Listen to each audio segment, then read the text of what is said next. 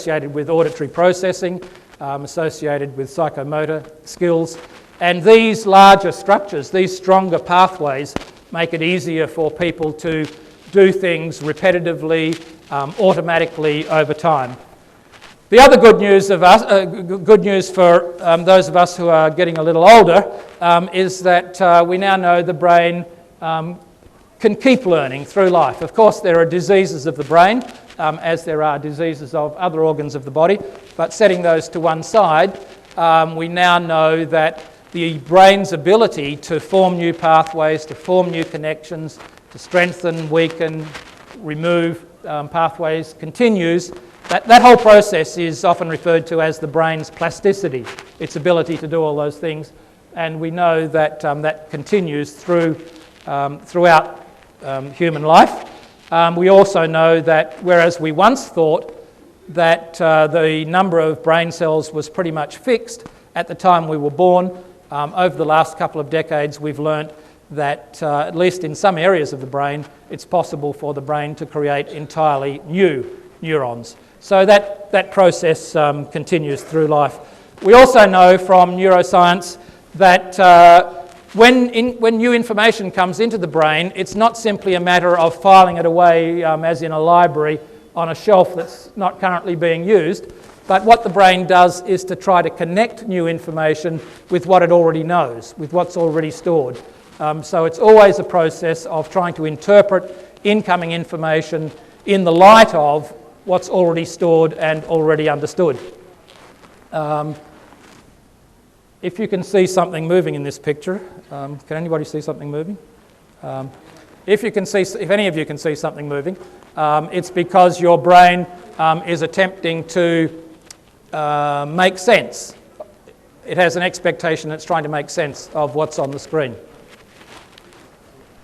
Similarly, in this diagram, you may be able to see a triangle, a white triangle. In fact, there is no triangle there in this picture. You may even be able to see the borders, the boundaries, the edges of the triangle. In fact, there are no edges to the triangle. Your brain is creating them because it knows what a triangle is and is trying to understand this picture in terms of something that it already knows. And another observation from brain research is that important forms of learning occur when people make new connections. This is the aha moment, when the lights go on, the penny drops, when suddenly you see something that you hadn't seen before. For example, Archimedes in his bathtub, when he made that observation, discovered a connection that he hadn't seen before. He suddenly saw a connection, and it's an emotional experience when that happens, but the important point is that an important form of learning occurs when new connections are built in the brain, usually allowing us to see things more deeply, to see connections that we hadn't been able to see previously. And then finally, from brain research, we know that there's a strong connection between the physical development of the brain and emotional states. We know that physical activity, exercise, good nutrition, adequate sleep are important to brain development, they're important to learning, they're important to memory. We know that social interactions are important to healthy brain development. From studies of animals, for example, we know that maternal affection influences brain development. Physical contact with a parent in animals influences brain development. So emotions throughout life, emotions interact with learning and with brain development. And they can either interact positively in the way that I've just been describing, or they can interact negatively. If people experience fear, stress, anxiety, that will influence brain development, influence learning, influence the ability to remember. So this observation relates to the role of emotions in learning.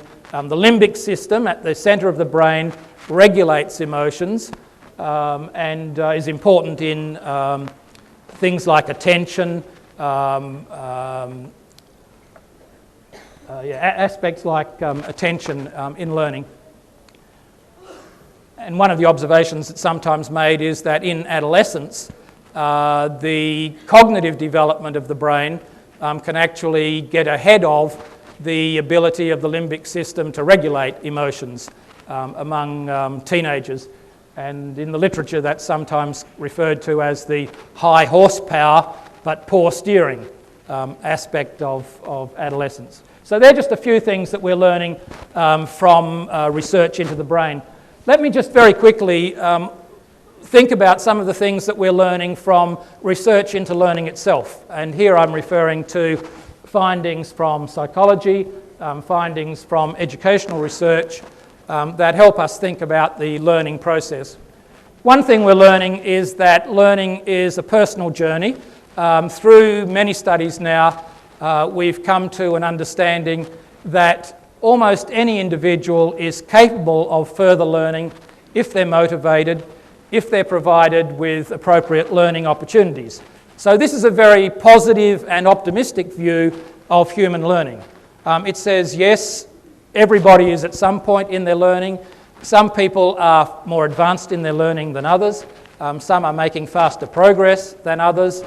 But as I said, given the appropriate conditions and the motivation, the emotional engagement, every individual is capable of learning. So quite different from some of our earlier views that people differed markedly in their capacity for learning. And we're starting to understand that even among young children, there is an eagerness to understand, an eagerness to make sense of the world around them.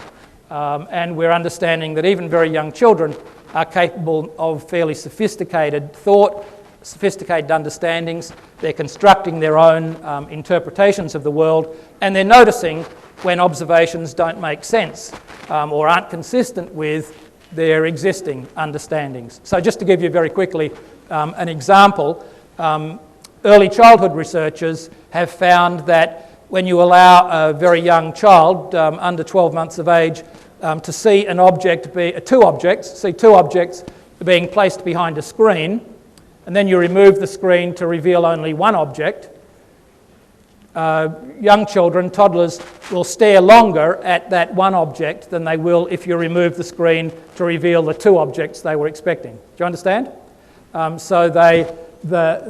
It's indicating that even very young children are trying to make sense of the world around them. And by the time they start school, certainly children have quite sophisticated models that they've built, understandings that they've created. One that I use often and that I quite like is drawn from this work of Joseph Nussbaum in Israel. What Nussbaum did was to ask young children, very young children, to draw pictures of the earth.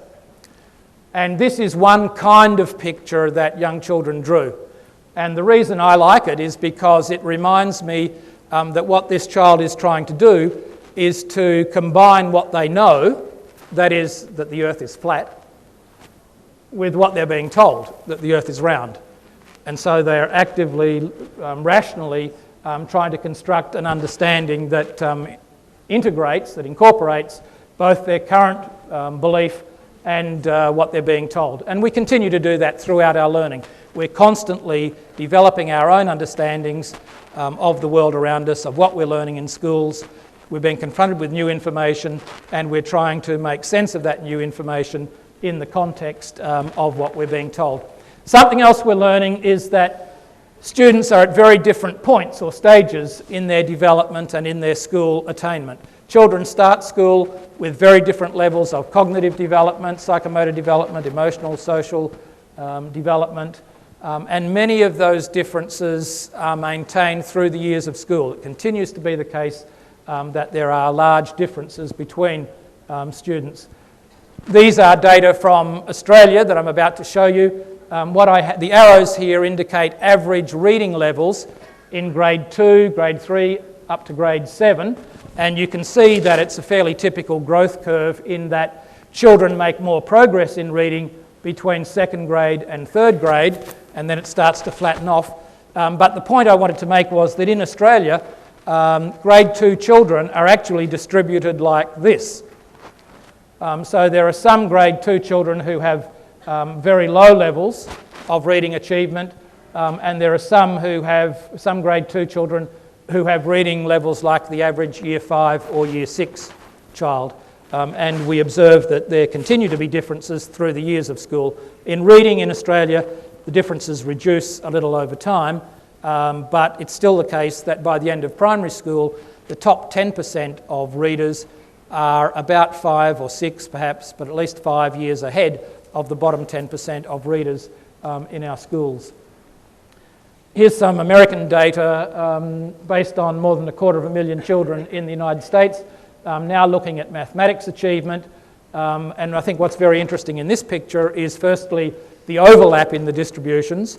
Notice just how much overlap there is, with some year 2 children outperforming the best of the year 7 children in this picture. But also notice that the spread is increasing. We might guess that the longer children are in school, the more similar they become, but these data at least suggest that the longer children are in school, the more different they become in mathematics. And part of the reason for that is that at the top end, children appear to be making fairly steady progress, but the tail of the distribution appears to be falling further and further behind, possibly as the grade level curriculum becomes less and less relevant for children the longer they're in school. Just another quick little example. What I have on the screen is levels of understanding of decimals. So these are 12, 13, 14, 15-year-old British children's understanding of decimals from a national survey. Level 6 at the top of the screen is the highest level of understanding. There's a level below level 1. You can see what you would expect, that is the percentage of children in the highest level 6 is increasing as children become older, and the percentage in the lowest levels is decreasing. But again, the really striking feature of this picture is just how much variability there is within each of these year levels. So researchers like Dylan William and others are concluding that school attainment is only loosely related to age. And if you set out to give individuals a curriculum or to give them learning experiences based only on what you knew about their age or even their year level, you could be seriously off the mark for some children. Some children would be way in advance of that and not be challenged by what you're doing. Some children would be way behind and would not be engaged. We're also understanding that deep learning, if learning is to not be superficial, if it's to be deep, then it requires a framework of concepts, the development of big ideas, key concepts, key principles that underpin what children are learning. And researchers like these educational psychologists have pointed out that experts in a domain have a sensitivity to patterns of meaningful information. So studies of chess masters, for example, people who are experts in playing the game of chess, are able to recognise patterns on a chessboard much more easily than novices. That's as long as the patterns that they're looking at come from a real game of chess. If you just randomly put pieces on a chessboard, then experts in chess are no more able to recognise and remember the configuration than novices. Just as a simple little illustration of the importance of being able to see below the superficial, let me give you a few seconds to see how many of these pictures you can memorise. All right, what did you find yourself doing? Categorising, yeah, categorising. So there were pictures of, what were they? The flowers, modes of transport, accessories, yeah. The reason you're able to do that is because you are experts in relation to those everyday objects. The point I'm making is that in other fields where expertise is not as common, that's what experts can do. Experts can look at what might otherwise look like a lot of superficial information, and they can see patterns because they have that expert knowledge that allows them to see patterns. And then finally, in these observations that I'm making from research into learning, we're understanding the importance of feedback and self-monitoring to the learning process. And perhaps underlying that, the importance of attitudes and beliefs, students' attitudes and beliefs about learning. And we are learning about that through the work of researchers like Carol Dweck. Carol Dweck, for example, has pointed out that some children appear to have what she calls fixed views of their ability to learn. They think that when they were born they were given a particular level of ability to learn, and that there's not much they can do about that. And so they often, students with fixed views of their ability often underestimate the impact that effort can make. The fact that if they make an effort that they can actually improve their performance. Children who have low views of their own ability, who don't think very highly of their own ability to learn, and who have a fixed view of ability, as I say, often think that effort's not going to make a difference. Children who have fixed views but think that they're very able often underestimate the importance of effort to successful learning. On the other hand, Carol Dweck talks about students who have an incremental view of their learning, and they are students who believe that they can succeed if they try, if they make an effort. And often when they fail, children who have an incremental view will attribute that to the fact that they didn't try. So rather than interpreting it as a reflection on their own ability to learn, they will say, I didn't succeed on that occasion, but that's just because I didn't try. If I tried, I could succeed. So beliefs about learning and the ability to learn, we are coming to understand, are very important in understanding the learning process. And of course, feedback is important to all forms of learning. Even if you're teaching the computer in your car to learn, it needs to be given feedback. Feedback needs to be timely. It needs to be in a form that allows you to see what action you can take to promote further learning. And self-monitoring is also very important. The ability to reflect on the progress you're making, to identify the need to seek out additional information, being proactive in going and seeking out what you need to promote your further learning. So as I said earlier in my presentation, if teachers are to use assessments to improve teaching and learning, it's important that they have a good understanding of how human learning occurs, how students learn, and what we're learning from the various fields of research, including the ones that I've just been outlining. So some quick conclusions. Learning is a continuous process, potentially ongoing, lifelong. Every learner is capable of further progress if they're motivated to learn and if they're given access to appropriate learning opportunities. That is, opportunities that are not too easy or too difficult. Although there are common paths of learning and development, learning is a personal process shaped by an individual's experiences, by their environment. And because it's a personal process, learners of the same age can be at very different points in their learning. Learners try to make sense of the information that we provide by connecting it to what they already know, and this is a constructive, active process through which learners are developing their own understandings, their own models of the world around them. Powerful forms of learning occur when learners grasp underlying principles, concepts, big ideas, and deep learning of that kind allows what's being learnt to be transferred to new problems, new contexts that they haven't encountered. And finally, learning depends on a belief in one's own ability to learn and feedback to guide further learning. Let me just think about, again, about traditional forms of assessment and some of the ways in which, in my view, much assessment practice falls short of what it could be. As I said earlier, many of our assessments are designed only to test how much of what the teacher has taught the student has learnt. So again, the onus is very much on the student. You learn it, I'll teach it, you learn it, then I'll work out how successful you've been. Assessments are not of that kind, are often not used to establish starting points. They're often not designed to explore how students are thinking, the kinds of misunderstandings they have, the kind of errors they're making. And again, I think that's because of the view that we often take of teaching and learning. It's not my job, I might argue, as a teacher, to go to the trouble of working out what your problem is. I'm teaching, your job is to learn. These days, the way we think about teaching is not just it's a matter of standing on the stage and presenting the content. Teachers need to become investigators. They need to become researchers, if you like, trying to understand where children are at, what the misunderstandings they have are, what the errors they're making are. Tests and assessments often address only factual and procedural knowledge. They don't attempt to get at deeper understandings.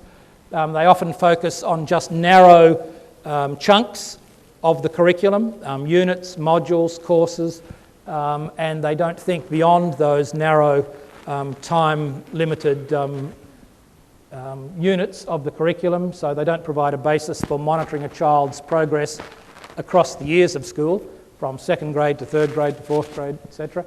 Assessments are often reported in ways that don't allow students to see progress. In Australia, our government decided that every child should get a report that is A, B, C, D or E, I think.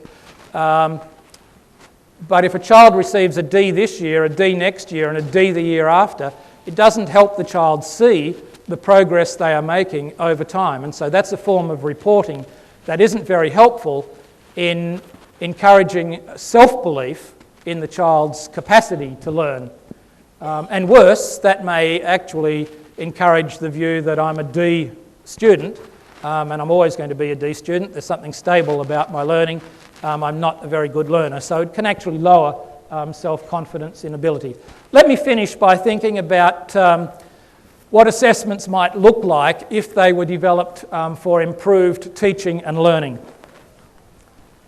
Firstly, assessments for improved teaching and learning would recognise explicitly that learning is an ongoing process. It would think beyond the bounds of a unit or a module or a course, and it would think in terms of learning as something that is an ongoing process across the years of school.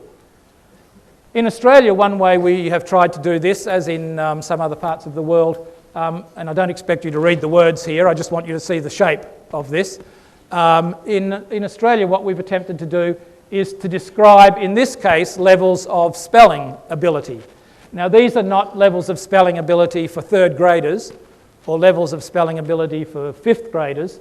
They are attempts to describe levels of spelling ability regardless of age.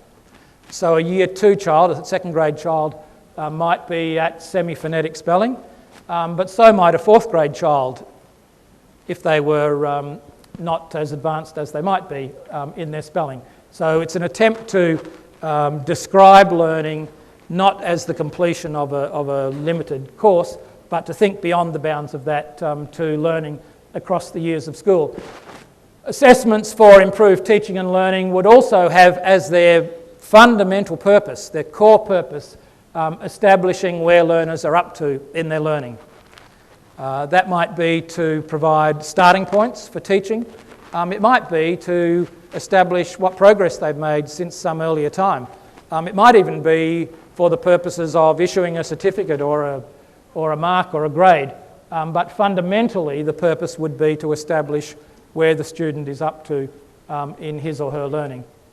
And again, there's a long history to this way of thinking.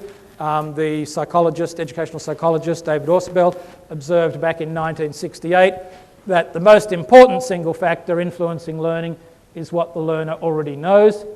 Ascertain this and teach him accordingly. That was obviously when all students were boys. They said that. But the point is, according to this researcher, the most important influence on learning is what the student already knows and working that out. More recently, Michael Fullan and Peter Hill and Carmel Cravola in their book Breakthrough